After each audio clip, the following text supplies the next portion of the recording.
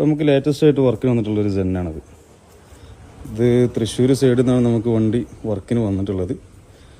അതുപോലെ തന്നെ already work എടുത്ത വണ്ടിയാണ് കുറച്ച് മുന്നേ. ഇതിൽ ഇപ്പോൾ അത്യാവശ്യം വയറിങ്ങിൻ്റെ കുറച്ച് ഇഷ്യൂസൊക്കെ ഉണ്ട്, അതെല്ലാം ക്ലിയർ ചെയ്യണം. അതുപോലെ തന്നെ ഇത് എൻജിൻ സൈഡ് നോക്കുമ്പോൾ ഇത് ഹെഡറൊക്കെ അടിച്ച വണ്ടിയാണ് ഓൾറെഡി.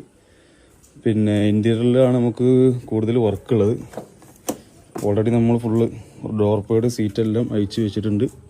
പിന്നെ റൂഫെല്ലാം അയച്ചിരിക്കണം. റൂഫ് നമ്മൾ ബ്ലാക്ക് അടിച്ചിട്ട് അതിൽ സ്റ്റാർ ലൈറ്റ് ആഡ് ചെയ്യുന്നുണ്ട്.